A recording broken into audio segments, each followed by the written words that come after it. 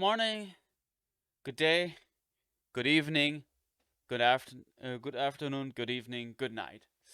And welcome back to Achampnator Reads.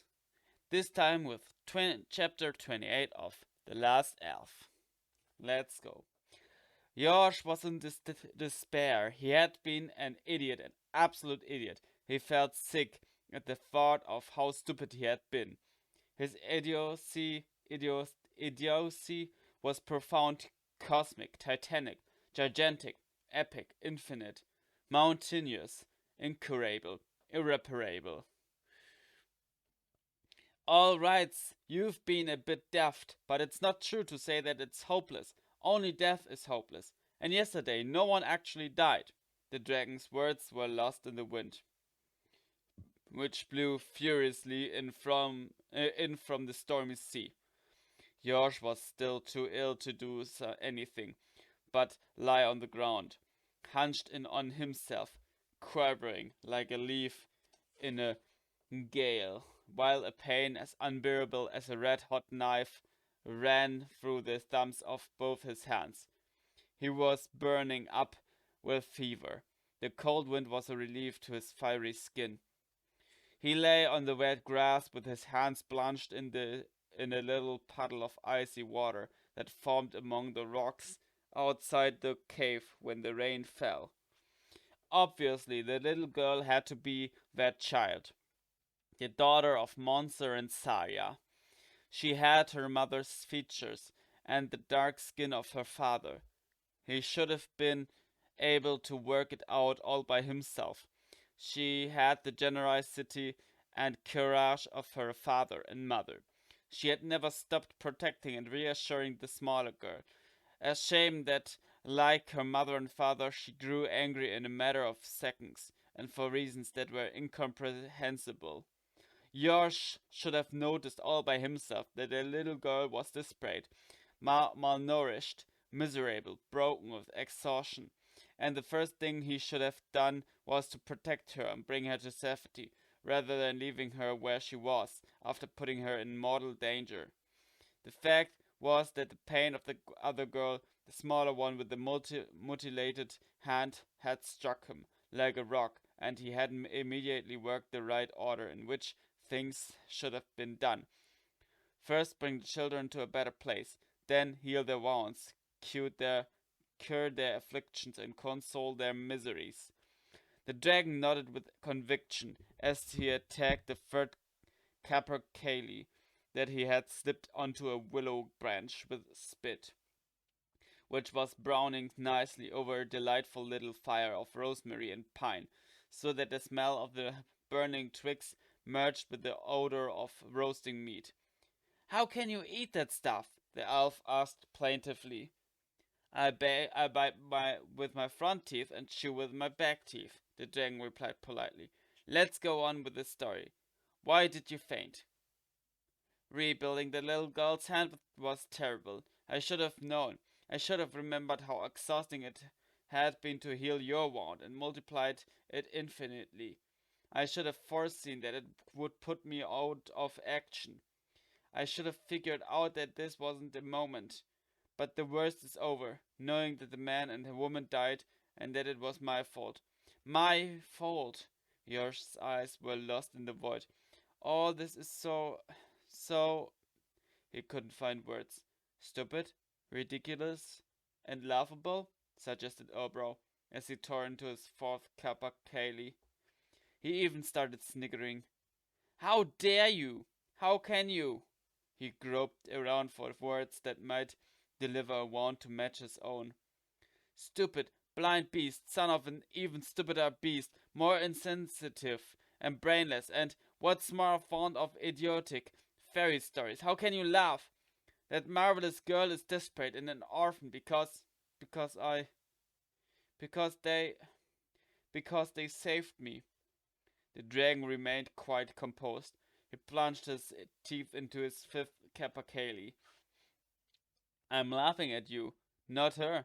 If that marvelous girl is desperate and an orphan, it isn't your fault. It's the fault of the criminals who put a noose around her parents' necks, and not content with that locked her up in a place that makes a snake pit look like a picnic site.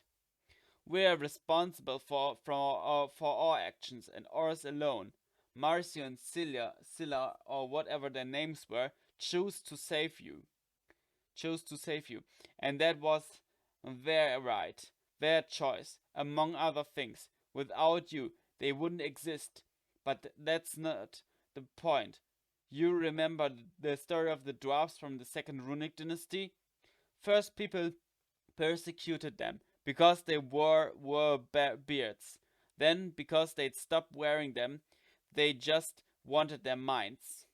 They were setting off to explore the eastern coasts, and they wanted the money of the ships. For the ships. The dragon broke off to swallow his sixth capercaillie, then went on. The people in charge of Dalaga want stupid and miserable subjects, and those two didn't have the vocation for either stupidity or for misery. If it hadn't been because of you, it would have been because of something else, and they would have been destroyed anyway. So remember that you owe your life to them. Enjoy it and use it. Stop flapping like a capercaillie that's lost its tail. Get off your bum and go and save the little girl. What was her name? Robbie. Robbie. The other girl called her Robbie. Robbie? Humans clearly have a gift for names, and that don't mean a thing. They are unaware of the concept that a name is important. What's the plan? How are we going to go back and get her? Yosh was starting to feel better. We'll go at night. A moonless night. A night like this one. Yosh noticed that his strength was growing by the moment. Nothing was lost. The dragon was right. Let's go back tonight, he said firmly. I'll just finish my snack, the dragon sighed. He was on his seventh capercaillie. On the spit there were 21. You just can't eat in peace in this place. Yosh devoured a few golden beans and picked up his things again. The bow and the elfish arrows, because, as Erbro insisted, you never know. The mythical Erbro embroidered a velvet bag containing his mother's poetry book, and the spinning top he'd had when he was a child. The toy that his parents had played with when they were children before him. That seems like basic luggage to me. If the archers attack us, you'll always be able to read poems and make them play with the spinning top, Erbro observed sarcastically. Yosh didn't reply. He filled any remaining space in the little bag with golden beans, so that at least one of the children's problems, hunger, would be quickly resolved. Yosh's dress still smelled of bird excrement, although the previous night's wind and rain made them slightly less pestilential, and Yosh now had an ever stronger sense that there was something wrong with his way of dressing. Since he had no alternative, he limited himself to a few variations.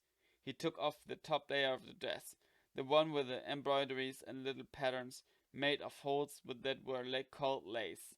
He took off the puffy sleeves that got in his way, and shortened the cape to just above the ankles, so that he didn't have to keep it tight at the waist. The result was a kind of habit of a vaguely grey color and an almost passable smell, not unlike the clothes of the alchemists of the ancient sages. The dragon was growing fatter with each passing day. By now he was almost the size of Erbrow the Elder, and his outstretched wings were wider than the clearing that held the rocks in the little pool. He took the elf boy between his wings and rose steadily and securely into the wind and storm. In the total darkness of the night, in which the rain formed great walls of water, they lost their bearings, then had terrible arguments about which was the right direction. Then they got lost again, and finally they argued about who was to blame for getting lost. Finally, toward dawn, the light arrived and the pale shadow of the hills emerged from the dark, and the half-dilapidated sheepfold with its ferocious-looking palisade appeared on the horizon. Yorsh was dry and warm, but Urbrow's wings were so soaked with rain that he could barely fly. After landing in the little forest alongside the clearing where Yorsh had resurrected the bread, they wondered what to do next. Yorsh had read about military tactics and strategies, and it was with ill-concealed pride that he began to illustrate his two plans, the main one and the one he held in reserve. The first idea was the far more discreet of the two, which is to say, Yorsh would silently penetrate the old sheepfold, while Urbrow would stay at the rear, ready to intercept any outflanking maneuvers and cover the escape route. At that point, the G's started honking in a greyish universe of mud and rain, inside Flesh and Slum's poultry pen, outside their charming little wood and stone house, with vines climbing over it. The snow-white wings of 4 Gs were reflected in an overflowing puddle. The moment Yorsh approached, they began to make the loudest noises he had ever heard. The young elf remembered that the ancient kings used Gs to guard their palaces against intruders, thieves, and invaders. And now he understood the wisdom of it. Flash and Slump came flying out into the courtyard in their underwear. The soldiers flung themselves out of their sentry boxes, wearing their armor and with their bows at the ready. For a moment they all stood and stared before the dragon moved. He opened his mouth and emitted a terrifying roar, sending out a long tongue of flame that shot through the rain, making the mist evaporate into a thin strip of fog. Everyone fled, Flash at the front, then the soldiers hampered by their armor, and last of all, Slump, his enormous bottom swathed in a pair of pea-green underpants. The only ones left were the children, still hidden away in the filthy dormitory. "Now, what's the plan?" the dragon asked. Yorsh opened the door to the children's quarters. A dozen terrified children were huddled and weeping in a corner, looking at Yorsh and more to the point. And more to the point, Urbrow's shadow on the other side of the door. "I've wet myself," one of the little children whispered. "Good idea," Carlos said comfortingly. "It means you won't be so good to eat."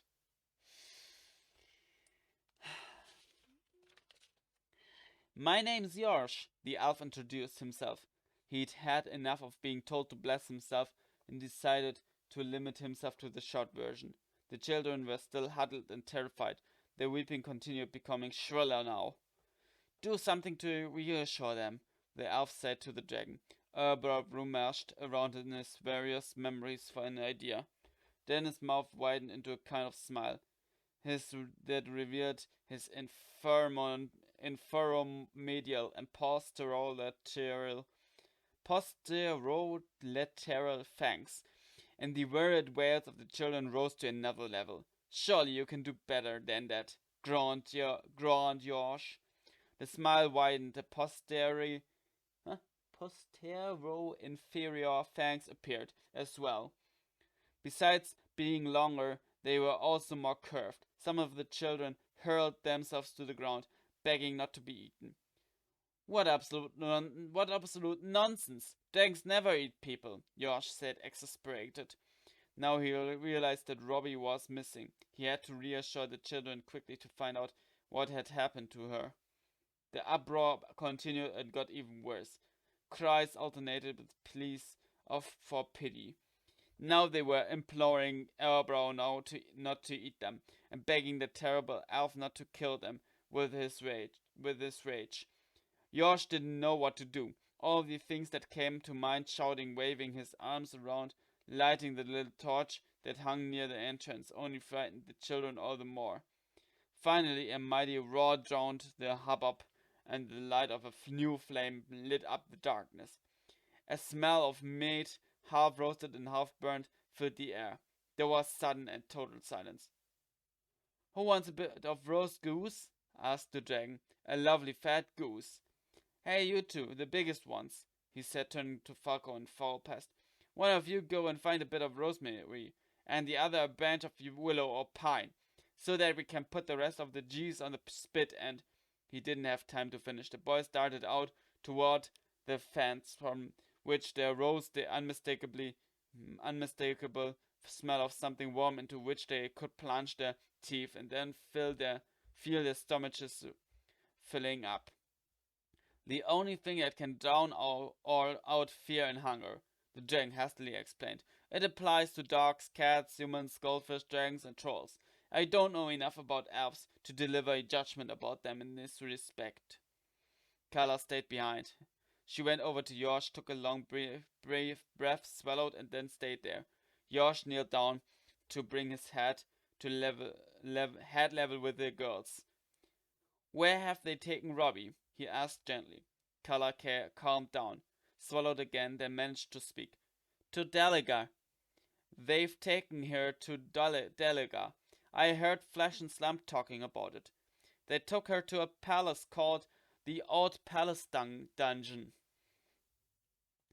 I know where that is, said Josh. I was there too as a child. Kala swallowed again. They said, I think they're going to hurt her. Flash beat her very badly.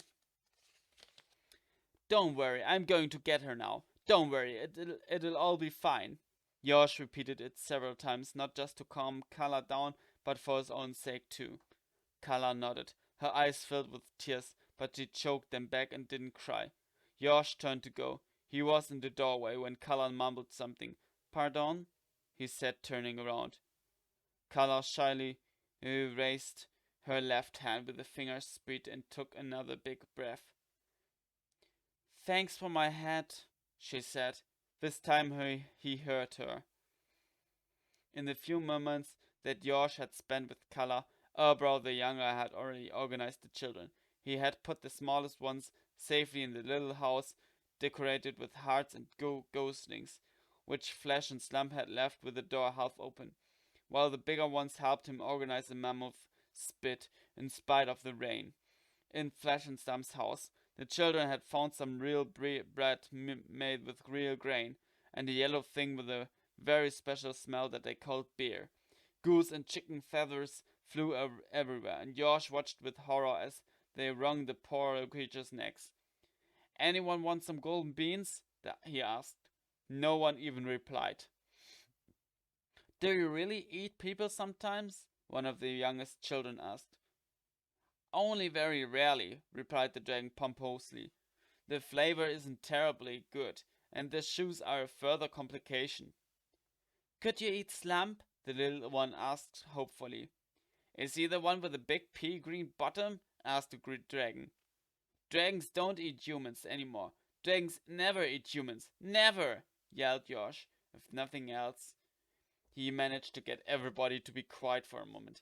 I'm going to Delagar to get Robbie back, he said to the dragon. Is Delagar that nice place where the soldiers fire arrows? Do you mind if I stay here and defend the children? Things could get dangerous here. I don't know. I don't want the G's attacking them. Yosh thought about it. Yes, it's a good idea. You stay here and protect the children. The soldiers might come back, or those two horrible humans who were, shall we say, entrusted with the task of looking after them. He turned back to the children. When I come back, anyone who wants to can follow us to the sea beyond the dark mountains.